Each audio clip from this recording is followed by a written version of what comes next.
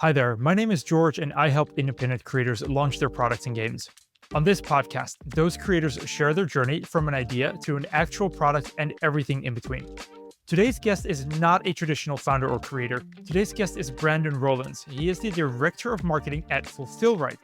Fulfillrite is a fulfillment company in the United States specialized in fulfilling crowdfunding campaigns, especially in the games category. In this episode, you'll learn all about crowdfunding fulfillment from the experts, including tips, tricks, and mistakes you should avoid when shipping your rewards. Welcome, Brandon. Thank you very much for having me on. Really appreciate it.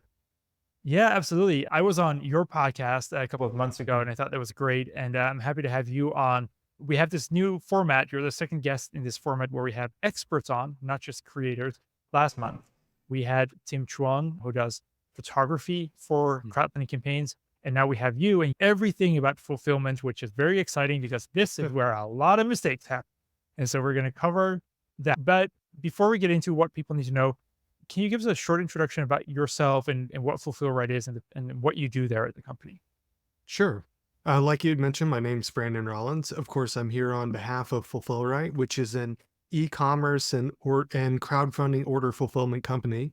I'm the director of marketing, and before I got into this, I was doing my own board game Kickstarter stuff too. That's actually how I ended up meeting the company. But as for Fulfillrite, what we've been doing is we've been shipping out crowdfunding campaigns since close to the beginning of crowdfunding as a concept. And it's honestly a lot of fun every time we do it. And so what makes a company like Fulfillrite that does crowdfunding fulfillment, what makes that different from just good old e-commerce fulfillment? It's funny, I was actually talking to another guy about another fulfillment center based in the UK about this, and he said something interesting here that I'll just repeat. And that is, it's actually really, there's a huge difference between fulfilling steady e-commerce orders and crowdfunding ones where you get a whole bunch all at once and you're expected to get it out in a week or two. So you've got to have the infrastructure to handle that kind of boom and bust that comes with crowdfunding. Yeah, and that's why I think it's great that we're talking to you today because this is in general something creators should really know. Speaking to potential partners, service providers, whether it be fulfillment companies or ad agencies, they need to know about crowdfunding specifically because, like you said, fulfilling for just an e-commerce brand on an ongoing basis is very different from fulfilling a crowdfunding campaign where everything comes all Mhm. at once. So it's great that we have you here. Now, you mentioned that you used to have your own Kickstarters, your own campaigns. What did that look like back in the day?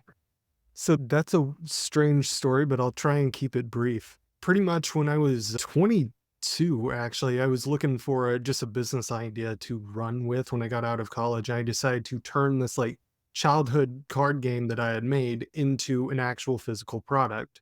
So I ended up doing that, kind of stumbling into Kickstarter because that was just the thing that you did. And through that process, learned what it takes to make a game, and what it takes to get it up on Kickstarter and just a product up on Kickstarter in general and what it takes to get that all shipped. I squeaked over the goal and did this in like the in such a poorly thought out way, but it like managed to squeak over that goal and get it shipped out anyway. Ended up making another game after that, but blogged about the experience as I was doing it, just making how-to articles on how to do your first game, pretty much. And that's actually how Fulfillrite found me. The CEO reached out to me to do a guest post collaboration, and then I got a little bit of contract work and things snowballed from there. Wow, that is such a great tip. I think like for everyone out there who's just doing an interesting thing or doing a crowdfunding campaign, just blog about your experience because I think that's what Jamie Stegmaier did as well, and that is like a whole sort of side business for him. Just people Mhm. supporting his blog. That is super cool. And those first couple campaigns, how were those being fulfilled? Oh gosh. Okay, so that very first one, what I did, so I shipped that one out of my house or out of my apartment at the time, and I had my brother's help for a little bit of this, but I mostly did a lot of the fulfillment on my own. And what happened is I actually got Print Ninja, which was the manufacturer I chose for this card game, to send it all to my as close to my apartment as I could get it. So they dropped it off at a warehouse in North Georgia, right over the state line. I'm in Chattanooga.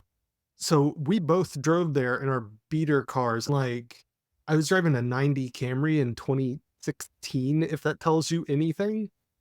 So 1990, and we loaded up our cars, and both of them, the backs of them were just sagging from where we had so much card stock in there because that's quite heavy. We drove about as fast as we could manage with that load safely, unloaded all those boxes into my apartment. It took up the entire living room, which is like was remarkably big at the time because real estate is like not that expensive in the South. Anyway, all the boxes everywhere had to manually, because I did 6 decks of cards, and they were all different SKUs. Manually picked and pack all of it, put them in padded mailers, and then took a box of 100 of these padded mailers to USPS and just dropped it off. And they had to accept it. Like, it's a rule. Like, they have to accept it if you've got the postage. I think might still be the case. Who knows, honestly, probably because of people like me who've done that. But ended up doing that, and a handful of ones that had to go internationally, I sent them pretty much the same way and then paid people back for the customs after the fact. Wow. Yeah. And that's how you do it when you're 22 and you're doing your first campaign. Yeah. But that's not how we want to see it when you're doing a bigger campaign or when you're at any age over 22. So we are going to talk about how we evolve from that and how folks who don't want to pick things up in their Camry or who are even international, who may not even be based in the US, should do fulfillment with a company like Fulfillrite. For those folks listening who are thinking about their first campaign and they actually have no idea about this entire process, can you talk us through what happens between a game or a product being made by a factory and it's done and it leaves the factory door to hitting the customer's doorstep? What are the steps that happen in between? Yeah, that's a great question. And there is so much that happens in between somebody placing a large manufacturing order and it actually getting out to customers. And I'm just going to, for simplicity's sake, assume that you've got a totally complete product. Let's say a totally complete game, because we were talking about games earlier. Because if you don't, you might actually have some back and forth with the manufacturer on making something that is manufacturable. But if you've got that all sorted, and once those funds clear from Kickstarter or Indiegogo, GameFound, what you do is you ask the manufacturer to start the bulk order. And that can take weeks for them to make, or months, depending on what it is that you're having made. Once that finishes up, you've got to get that out of the manufacturer's factory or shop to where you are. And if you're manufacturing overseas, like a lot of folks, what that means is you're going to have to book freight in one way or another. Even if it's not a huge heavy load, all that cargo's got to end up on a boat or a plane or a train or a truck or some combination of these four to get to some place where they can be shipped out to individual backers. So that's the freight process. And there's a whole lot of back and forth negotiation that goes with that as well, and technical terms with that. Once you get the freight booked, if you ship it by sea, which is generally regarded as the cheapest way to go and probably the best fit for most campaigns, you've got to wait often several weeks for that to go from one place to another, especially if you're shipping from like China to the East Coast of the US. It's got to go all the way around the world at 40 miles an hour. These are not like airplanes. They don't just go 600 miles an hour. They go like 40 miles an hour across the globe and then through the canal, which is a whole thing. And then they've got to be picked up at a port and carried off by a truck. Of course, before that happens, you got to clear customs too. And just so folks understand what a fulfillment company like Fulfillrite does, that is not what you guys do, right? That's a different thing. This is all actually before it gets sent to a fulfillment center. But once that lands in a port somewhere, you've got to clear customs, which means whichever country you're sending those goods to, you've got to make sure that you're complying with all the rules and all the laws, like that it's actually legal to import your product there, easy to overlook. And then you got to pay probably some taxes on that as well, and maybe some additional costs for any exams that are done by customs agencies, which honestly, to know exactly what you're looking at there, you have to have an expert with that, because that's not my area of expertise there anyway. But once you clear customs and once it gets to the warehouse, ultimately, this is where Fulfillrite or a company like Fulfillrite comes in. That truck will pull up with all that inventory there. Workers go in there either unloading the boxes by hand or maybe with a forklift if it's a different kind of situation. Take all of that, find a place in the warehouse to store it.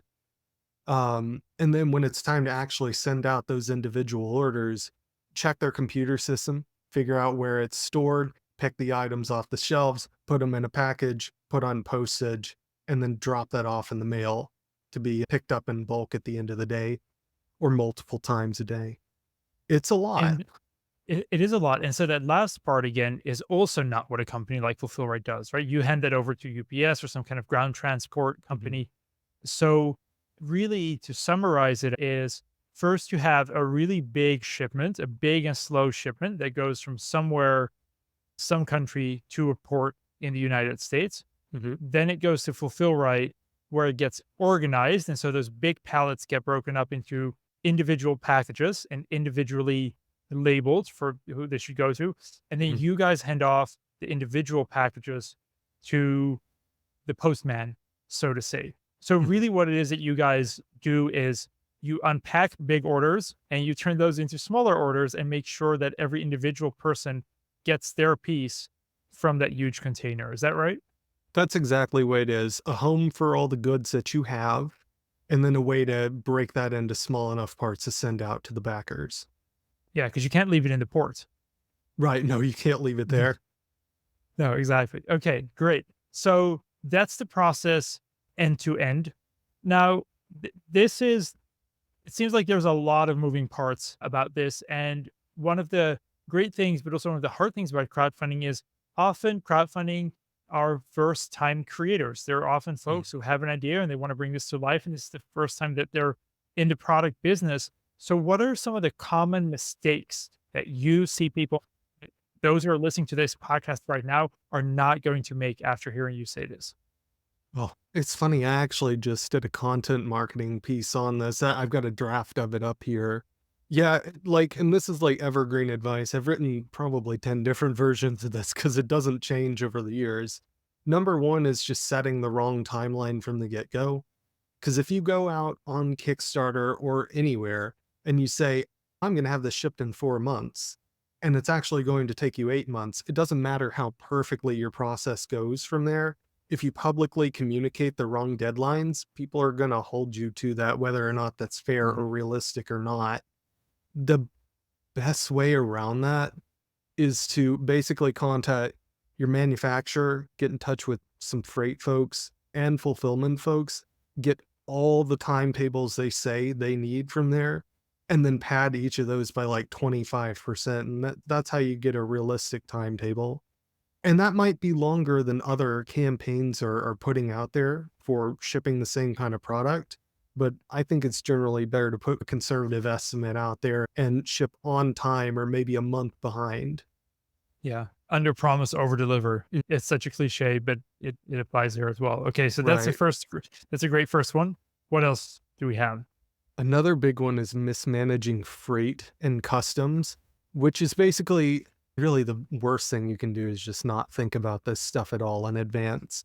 You can hire freight brokerage firms for this, or just find one. You can Google freight brokerage firm and just talk to a few people on the phone and see if anybody's a good fit. Or you can try booking yourself through marketplaces like Freightos. It's like booking a hotel or a flight, but there's a lot more questions on there. Um, but it's self-service, like, you can do it. I've done it. It's about how much risk and ownership you wanna have, really, Mhm. but whatever you do, you just need to know how you're gonna get that freight booked in advance, and you need to schedule it, like, pretty much as soon as you start the manufacturing process. Why is that? Let's take a booking a flight as an analogy. I'm flying out to Salt Lake in a couple of weeks for a conference. I've already got my ticket booked, so it's not expensive. I don't have to worry about getting the right seat. But if it were tomorrow and I didn't have a ticket booked, I don't know if I'm going to be able to, I couldn't guarantee I could get a flight out of chat, honestly, in the morning. I might Yeah. have to go through all kinds of hoops to actually get there. So just like airlines, these freight ships, they fill up, is what you're Mhm. saying. Okay, Exactly. that's good to know. There's Yeah. limited capacity. You don't want to leave it sitting in the factory for a while because they might actually start to charge you for taking up their space too. Yeah. Yeah, Um, I think that's a great point. I think everyone charges you for storing your stuff. And if it's not their job to store your stuff, it's more expensive. So factories will start charging you mhm. for it. If it sits in the port for too long, you get charged. So that's a very good point. Yep. Yeah. Another thing you'll want to consider is basically who has a responsibility for different parts of that freight shipping process. Like the Mhm. manufacturer can do part of it, you can do part of it. And there's so many ways you can do this. You can have them handle everything for you. Basically, they ship the whole thing, including getting it through customs. And all you have to worry about is just like giving them maybe some information if they ask for it. Delivery duties paid, most hands off for you. The other extreme is EXW, which is X Works, which is literally the manufacturer does nothing. You have to coordinate somebody to go pick it up from their place, and you take complete ownership of the inventory from there. And there's some stuff in the middle too. You just have to agree on that and figure out what you want to do in advance. So that's another thing that I think folks can potentially make a mistake on in terms of not discussing that with the factory, right? Because folks will Mhm. discuss with the factory about the manufacturing, but what you're saying is you also have to discuss the shipping and the handing off of the goods with the factory. That's a great point. Yeah. If you're getting to the point where you've already selected a manufacturer, this might not necessarily be a deal breaker to make you switch. But personally, I would ask them what their policy is before you sign on with anybody, because there's a huge difference between $10,000 to make 1,000 units DDP shipping and 10,000 to make 1,000 units XW shipping, because you're going to end up paying a lot more for the freight there. Interesting. Um, Okay. And we'll link some links in the show notes to these Mhm. terms because if you're hearing this for the first time, that's a lot of terminology. So we'll have it them in the show notes. It's super granular, and I'll say you don't actually have to know all this stuff in advance. The point is just make the time to decide what you wanna do. That's the Yeah. actual key way to avoid the mistake. The other big one is just make sure that you are actually following customs laws. Look up how much you might owe in tax too. That's a big one, and set aside that money. But if there's like really one thing you've got to get right there, just follow the import laws. For example, board games in particular, there are some labeling requirements where if you do not put certain labels on them and they have got an age that's under 14 or 13 in some countries, that it might actually get turned away by customs agencies because that gets into children's toy territory, and children's toys are subject to a whole lot more regulations than other things. It's not So that hard to comply, you just have to know that it's something to look out for. Yeah, that's a great point. And that's something you cannot fix. If the No, labels aren't there and it lands in the port, there's no way back from there. So there's no that's a really fixing big that. one. Yeah. Okay. Any other big mistakes or have we scared folks enough? The last one is the one that I was touching on earlier with that whole story I gave you, is just trying to ship too many orders on your own. Now, Mhm. frankly, you can ship some orders on your own. I know that's a wild thing to say, for a fulfillment center to say, but you actually can. If you've got a couple of hundred orders, it may or may not even make sense to hire another vendor to take care of them. But once you start getting over, say, 500, you're not talking about an afternoon or two to ship them. You're talking about multiple days. It's, can you Yeah. take time off of work? Can you get away from family commitments? Do you have the patience? Are you honestly going to end up paying more for postage because you don't get the discounts that fulfillment centers do? All that stuff starts to become a lot more relevant when you're shipping like 500 or more. So I would say don't try to ship too many on your own. And mistakes. If you're going Mhm, to do too much on your own and you don't have you guys as a professional company, you guys have computers and scanners and barcodes mhm, and you know where stuff is. But if you're doing this in your garage and like error rate is just going to shoot through the roof and then folks mhm. get the wrong thing. Speaking of that, by the way, what happens if you guys make a mistake? Who's responsible for that if you guys send out the wrong thing? Will you guys fix that? Yeah, I actually gotta think about that. Like, inaccurate order fulfillment's pretty rare because 'cause we've got checks and processes to help prevent that Yeah. stuff from happening, but the company should cover that. send out Okay. another copy, reimburse you for the missed shipment. Exactly. Yeah, and I think that's a great reason why you'd want to work with a company like Fulfillrite, so you don't make mistakes. And if the error rate is low, but if a mistake is made, you have a company that's able to deal with that and get it fixed. That's a great point. So it sounds like from these mistakes that what creators should really do when thinking about a crowdfunding campaign is actually work their way backwards. Meaning, instead of thinking, how am I going to sell this product on Kickstarter? How am I going to promote it? You should think it lands on someone's doorstep. And then what are the steps working backwards? So then where does it come from, and where was it stored, and how was it shipped there? And basically they should work their way back from that, and then make sure that they understand the prices of all those steps and the timelines of all those steps. And then you say add 25% padding both in time and costs to both of those. Mhm. Yeah, I would say that's a good way of going about it. If you start from the end, you can work your way backwards pretty easily. Yeah. Okay. You can work your way backwards pretty reliably, we'll say that. Pretty reliable. Yeah. And you need to know those costs before you get started. Yeah. Okay. Great points. So we know what mistakes to prevent. When creators are talking to a company like Fulfillrite or other fulfillment companies, what are the questions that they should ask those companies? Okay, questions that you would want to ask an order fulfillment company before signing on with them for crowdfunding in particular. First, make sure they do crowdfunding. That's a big one because not everybody does it. And the ones that don't do that might have a difficult time getting a whole bunch of orders out in a row all at one time, as is typical with crowdfunding. Other ones, of course, you're going to want to get pricing before you sign on with anybody. And I will say, because every company does it differently, you need to put that in the spreadsheet and figure out total costs of service and not necessarily try to compare rates that have different names. So definitely prices, and definitely make sure they do crowdfunding. Some other big ones that you'll want to look out for is anything you can do to figure out how reliable the service is. Online, at a minimum, try and find reviews and case studies and all that stuff. If you can find some clients to reach out to and get some of their unvarnished opinion on, that's even better. But other than that, I would say pretty much any big questions that come to mind, get somebody on the phone at the fulfillment center once you've narrowed it down to a handful of choices. Just ask them the questions and make sure that you get sensible answers to them. Yeah. Because there's a lot of important questions you can ask, but one of the things that you really need to make sure of is that you're going to get clear communication and clear answers and very solid, reliable data before you proceed with anyone. Yeah, that's such a good point. Also, just the speed of communication, Mhm. how complete are their answers?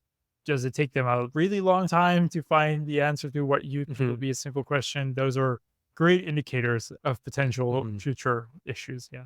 Good. Yeah, you want to make sure they answer their emails and calls, because the thing is, if it's slow during the sales process, it is not going to get better once you've signed on. That is so true. That is so true. Any other things to look out for? Important questions. So we've had, does the company do crowdfunding? What are the prices? What is the process? And then finding some reviews, or finding other Mhm. folks who can be a reference to that company.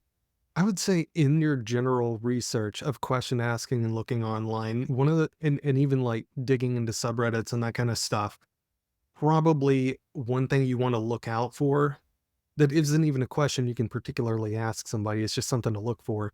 Any indication of delays and slowdowns, and obviously slow communication, but slow shipments are usually a sign of a whole bunch of other things.